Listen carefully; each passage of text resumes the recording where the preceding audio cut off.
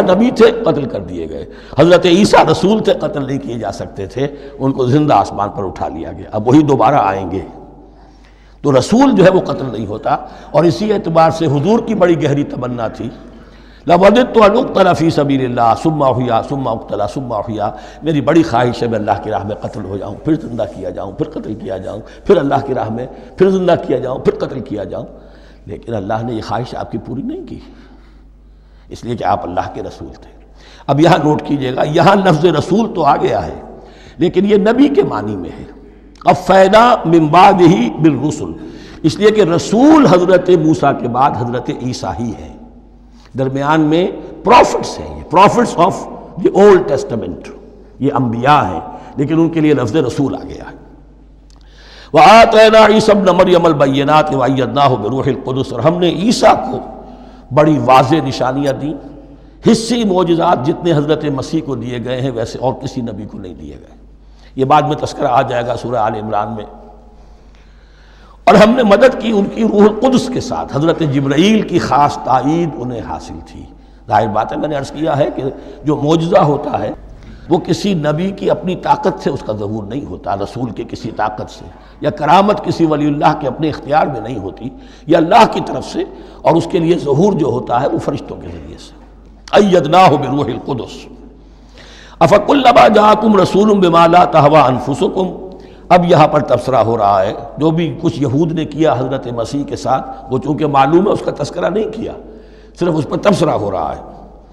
تو جب بھی کبھی تمہارے پاس کوئی رسول آیا، بما لا تہوی انفسکم، وہ چیز لے کر جو تمہارے جیوں کو، تمہارے من کو بھائی نہیں، اچھی نہیں لگی، استکبرتم، تم نے استکبار کیا.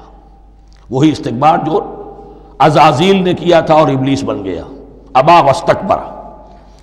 استکبرتم ففریقا کذبتم وفریقا تقتلون، تو کچھ کو تو تم نے صرف ان کی تردید ہی کی اور کچھ کو تم نے قتل بھی کیا. تقتلون، تو یہ انبیاء کے قتل ہو سکتا ہے. اور نمبر 2 ایک رائے یہ دی گئی ہے، تقتلون جو ہے قتل تم نہیں آیا ہے، یہ فعل مضارع ہے، اور فعل مضارع کے اندر ایک فعل جاری رہتا ہے، ختم نہیں ہوتا. گویا کہ تم قتل کرنے کی کوشش کرتے رہے. بعض لوگوں کی تو جان کے درپے ہو گئے. وقالوا قلوبنا غلف، اور انہوں نے کہا ہے کہ ہمارے دل تو غلافوں کے اندر بند ہیں. یہ اس کو ملائیے پہلی آیت جو آج ہم نے پڑھی ہے، افتطمعون ان یؤمنوا لکم، تو اے مسلمانوں کیا تم یہ توقع رکھتے ہو اور چاہتے ہو کہ یہ تمہاری بات مان لیں گے؟ ان کی اس خواہش کے جواب میں جو وہ کہتے تھے وہ یہ قول ہے، وقالوا قلوبنا غلف، ہمارے دل غلافوں میں ہیں، میاں تمہاری بات ہم پر اثر نہیں کر سکتی، جاؤ کسی اور سے بات کرو.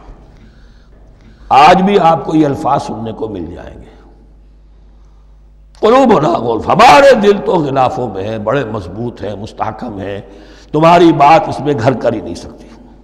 بل لعنہم اللہ بکفرہم، یہ ہے تبصرہ. جس کو یہ کہہ رہے ہیں کہ ہمارے دل محفوظ ہیں اور غلافوں میں ہیں، حقیقت میں تو ان پر لعنت ہو چکی ہے اللہ کی طرف سے ان کے کفر کی وجہ سے. فقلیلا ما یؤمنون، تو واقعتاً اب کم ہی ہوں گے ان میں سے جو ایمان لائیں گے. وَلَمَّا جَاءَهُمْ كِتَابٌ مِّنْ اللَّهِ مُصَدِّقٌ لِّمَا مَعَهُمْ، اب یہاں پر ذکر ہو رہا ہے خود حضور صلی اللہ علیہ وسلم کا. اور جب آ گئی ان کے پاس کتاب اللہ کے پاس سے، یعنی یہ قرآن، مُصَدِّقٌ لِّمَا مَعَهُمْ، جو اس کی تصدیق کرتے ہوئے آیا جو ان کے پاس ہے. میں اس کی وضاحت کر چکا ہوں. قرآن ایک طرف تصدیق کرتا ہے تورات اور انجیل کی، اور دوسری طرف وہ مصداق بن کر آیا ہے تورات اور انجیل کی پیشن گوئیوں کا. وَكَانُوا مِن قَبْلُ يَسْتَفْتِحُونَ عَلَى الَّذِينَ كَفَرُوا، اور ان کا حال یہ تھا کہ وہ آخری کتاب اور آخری نبی کے حوالے اور واسطے سے اللہ تعالیٰ سے فتح کی دعائیں کیا کرتے تھے کافروں کے خلاف. ہوتا کیا تھا کہ یہ 3 قبیلے مدینے میں آ گئے کہ جو یہودی تھے، بنو قینقاع، بنو نذیر اور بنو قریظہ. اسی میں وہاں رہتے تھے اوس اور خزرج جو یمن سے آئے تھے، اصل عربی قبائل تھے. پھر آس پاس کے قبائل بھی تھے، وہ سب کے سب امیین میں سے تھے، ان کے پاس نہ کوئی کتاب، نہ کوئی شریعت، نہ کسی نبوت سے آگاہ. اب ان کے آپس میں جب لڑائیاں ہوتی تھیں اور یہ مار کھاتے تھے، سرمایہ دار تھے، دولت والے تھے، عام طور پر بزدل تھے، لہذا جب بھی کبھی مقابلہ ہوتا تھا مار کھاتے تھے. تو وہاں یہ کہا کرتے تھے کہ ابھی تو تم ہمیں مار لیتے ہو، دبا لیتے ہو، نبی آخری زمان کی آنے کا وقت آ چکا ہے، وہ نئی کتاب لے کر آئیں گے، جب وہ آئیں گے ہم ان کے ساتھ ہو کر جب تم سے جنگ کریں گے تو تم ہمیں شکست نہیں دے سکو گے، ہمیں فتح حاصل ہوگی۔ اور دعا کیا کرتے تھے اللہ اس نبی آخر الزماں کا ظہور جلد ہو تاکہ اس کے واسطے سے اور اس کے ذریعے سے اس کے صدقے ہمیں فتح مل سکے۔ یہ دعائیں تھیں۔ چونکہ خزرج اور اوس کے لوگوں نے ان کی یہ دعائیں سنی ہوئی تھیں، یہی وجہ ہے کہ حج میں سن 11 نبوی کے حج میں یا سن 10 نبوی کے حج میں جب وہاں پر 6 آدمیوں سے حضور نے بات کی جو خزرج کے تھے سب کے سب، انہوں نے کلنکھیوں سے ایک دوسرے کو دیکھا، معلوم ہوتا ہے یہ وہی نبی ہیں جن کا ذکر یہ یہودی کرتے ہیں، تو اس سے پہلے کہ وہ ایمان لائے تم ایمان لے آؤ۔ گویا کہ وہ علم بالواسطہ طور پر جو انہیں پہنچا تھا وہ ان کے لیے کتنا بڑا سرمایہ بن گیا، ان کی نجات کا ذریعہ بن گیا۔ اور وہ علم جو ان کے پاس تھا تعصب کی وجہ سے اور تکبر کی وجہ سے وہ اسی طرح رہ گئے۔ فَذَهَبَ اللَّهُ بِنُورِهِمْ وَتَرَكَهُمْ فِي ظُلُمَاتٍ لَا يُبْصِرُونَ صُمٌّ بُكْمٌ عُمْيٌ فَهُمْ لَا يَرْجِعُونَ۔ وَلَمَّا جَاءَهُمْ كِتَابٌ مِّنْ عِندِ اللَّهِ مُصَدِّقٌ لِّمَا مَعَهُمْ وَكَانُوا مِن قَبْلُ يَسْتَفْتِحُونَ عَلَى الَّذِينَ كَفَرُوا فَلَمَّا جَاءَهُم مَّا عَرَفُوا كَفَرُوا، تو جب ان کے پاس آ گئے وہ چیز جسے انہوں نے پہچان لیا پھر انہوں نے کفر کیا۔ فَلَعْنَةُ اللَّهِ عَلَى الْكَافِرِينَ، تو اللہ کی لعنت ہے ایسے کافروں پر۔ بِئْسَ مَا اشْتَرَوْا بِهِ أَنفُسَهُمْ أَن يَكْفُرُوا بِمَا أَنزَلَ اللَّهُ بَغْيًا أَن يُنَزِّلَ اللَّهُ مِن فَضْلِهِ عَلَىٰ مَن يَشَاءُ مِنْ عِبَادِهِ، بہت بری شے ہے جس کے عوض کہ انہوں نے اپنی جانوں کو فروخت کر دیا۔ یعنی دنیا کا حقیر سا نفع، یہاں کی حقیر سی مسندیں، یہاں کا جو بھی چودراہٹیں ہیں، جو بھی ان کی حیثیت ہے، صرف اس کا قربانی دینے کو تیار نہیں، یہی تو سبب ہے، اس کی وجہ سے کفر کر رہے ہیں پہچان کر۔ تو بری ہے وہ شے جس کے لیے انہوں نے اپنے آپ کو بیچ دیا۔ ان یکفروا، کہ وہ کفر کر رہے ہیں اس وجہ سے، بما انزل اللہ بغیًا، جو اللہ نے نازل فرمایا ہے، اور کفر کیوں کر رہے ہیں اس زدم زدہ میں، ان ینزل اللہ من فضلہ علی من یشاء من عبادہ، کہ اللہ تعالیٰ نے نازل کر دیا ہے اپنے اس فضل میں سے اپنے بندوں میں سے جس پر چاہا۔ وہ اس امید میں تھے کہ وہ اسرائیلی ہی ہوگا۔ جب 1400 برس تک نبوت ہمارے پاس رہی، اب فترت کا زمانہ ہے، 600 برس گزر گئے، اب آخری نبی آنا ہے، ان کو گمان یہ تھا وہ ہم میں سے ہی ہوگا۔ یہاں یہ ہوا کہ یہ رحمت اللہ کی اور یہ فضل جو ہے بنی اسماعیل پر ہو گیا۔ اس کی وجہ سے زدم زدہ بغین، اس بغین کے لفظ کو اچھی طرح نوٹ کر لیجئے، یہ اختلاف جو ہوتا ہے دین میں اس کا اصل سبب یہ بغین کا لفظ آئے گا بار بار قرآن مجید میں۔ یہ بغین کیا ہے؟ جس سے عہد حاضر کے ایک خاص جو مکتب فکر ہے سائیکالوجی کا، ایڈلر کا، اس میں یہ قرار دیا گیا ہے کہ انسان کے جو موٹیوز ہیں، جو اس کا انسٹنکٹس ہیں، ان میں ایک بہت پاورفل موٹیو جو ہے to dominate, urge to dominate. میں اس کی بات کیوں مانوں، یہ کیوں نہ میری مانے، یہ ڈومینیشن۔ تو بغین، بغیہ کے معنی بھی ہے حد سے بڑھنا، تجاوز کرنا۔ تو وہ اپنی حد سے بڑھ کر دوسروں کے اوپر روب گانٹنے کے لیے یہ سارا انہوں نے کیا، اس وجہ سے کہ بنی اسماعیل کے ایک شخص محمد صلی اللہ علیہ وسلم پر اللہ تعالیٰ نے یہ رحمت نازل فرما دی۔ فَبَاءُوا بِغَضَبٍ عَلَىٰ غَضَبٍ، تو وہ لوٹے غضب پر غضب لے کر، یعنی تہ بر تہ غضب ہے ان پر اللہ تعالیٰ کا۔ وَلِلْكَافِرِينَ عَذَابٌ مُّهِينٌ، اور ایسے کافروں کے لیے اہانت آمیز، مہین اہانت سے بنا ہے، اہانت آمیز عذاب ہے۔ وَإِذَا قِيلَ لَهُمْ آمِنُوا بِمَا أَنزَلَ اللَّهُ، اور جب ان سے کہا جاتا ایمان لاؤ اس پر جو اللہ نے نازل فرمایا، قَالُوا نُؤْمِنُ بِمَا أُنزِلَ عَلَيْنَا، ہم ایمان رکھتے ہیں اس پر جو ہم پر نازل ہوا۔ وَيَكْفُرُونَ بِمَا وَرَاءَهُ، اور وہ کفر کر رہے ہیں جو اس کے پیچھے ہے۔ انہوں نے انجیل کا کفر کیا، حضرت مسیح کو نہیں مانا۔ انہوں نے محمد کا کفر کیا ہے صلی اللہ علیہ وسلم، اور قرآن کو نہیں مانا۔ وَهُوَ الْحَقُّ مُصَدِّقًا لِمَا مَعَهُمْ، اور وہ کفر کر رہے ہیں حالانکہ وہ حق ہے، سچ ہے، درست ہے، اور تصدیق کرتے ہوئے آیا ہے اس کی جو ان کے پاس ہے۔ قل، اے نبی ان سے کہیے، فَلِمَ تَقْتُلُونَ أَنبِيَاءَ اللَّهِ، یہاں وہ لفظ واضح ہو گیا، تو پھر کیوں تم قتل کرتے رہے ہو اللہ کے نبیوں کو، من قبل، اس سے پہلے۔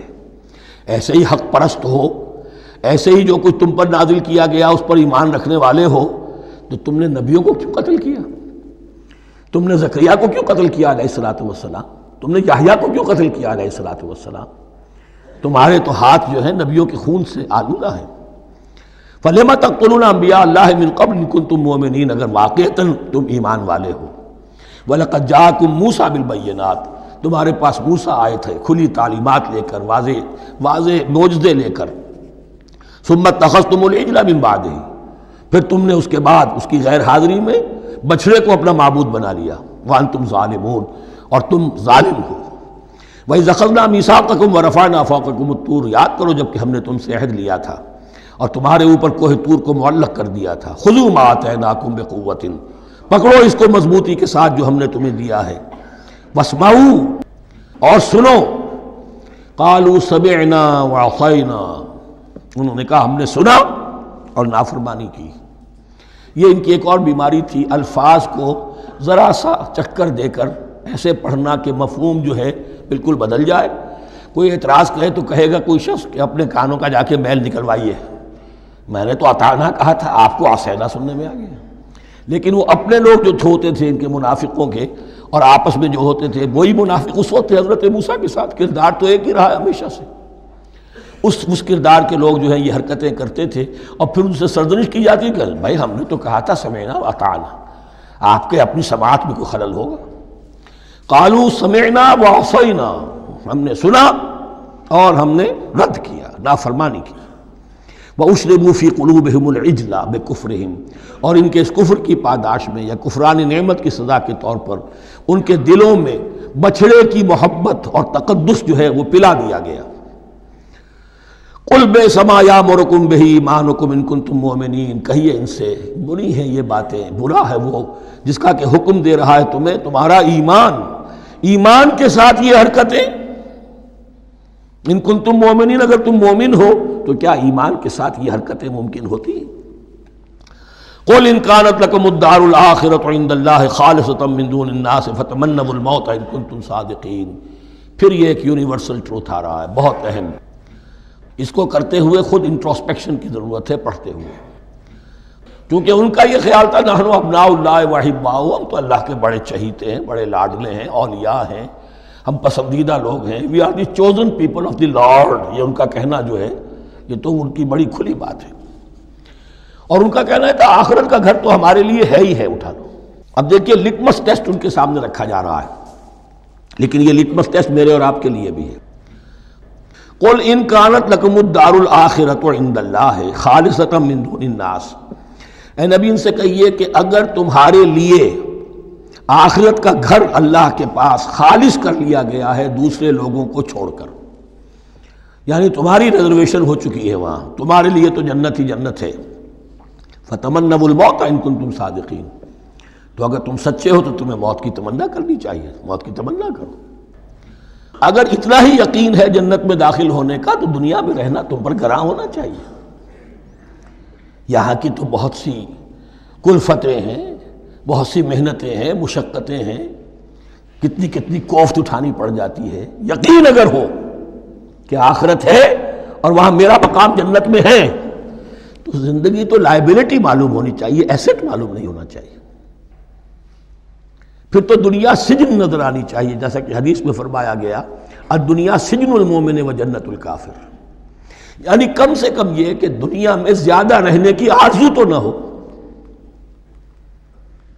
یہ کم سے کم ہے۔ آخرت پر ایمان، اور اگر اپنا معاملہ اللہ کے ساتھ خلوص پر ہے، دھوکے بازی پہ نہیں ہے، بل الانسان علی نفسہ بصیرہ، ہر انسان کو معلوم ہے میں کہاں کھڑا ہوں، آپ کا دل آپ کو بتا دے گا آپ اللہ کے ساتھ دھوکے بازی کر رہے ہیں یا آپ کا معاملہ اللہ کے ساتھ خلوص و اخلاص پر مبنی ہے۔ اگر یقین ہے کہ خلوص و اخلاص پر ہے تو پھر تو یہ ہے کہ زندگی ایسٹ نہیں لائبلٹی، اور دنیا باغ نہیں قید خانہ نظر آنا چاہیے، اور اس میں انسان رہتا ہے ایک مجبوراً، اللہ نے بھیجا ہے رہنا ہے، جو اس کی طرف سے ذمہ داریاں عائد کی گئی ہیں وہ ادا کرنی ہے، لیکن یہاں رہنے کی خواہش یہ اگر ہے تو یا تو آخرت پر ایمان نہیں یا اپنا اللہ کے ساتھ معاملہ خلوص اور اخلاص پر مبنی نہیں۔ دس از دی لٹمس ٹیسٹ۔ فتمنوا الموت ان کنتم صادقین ولن یتمنوہ ابدا، اور یہ ہرگز نہیں کریں گے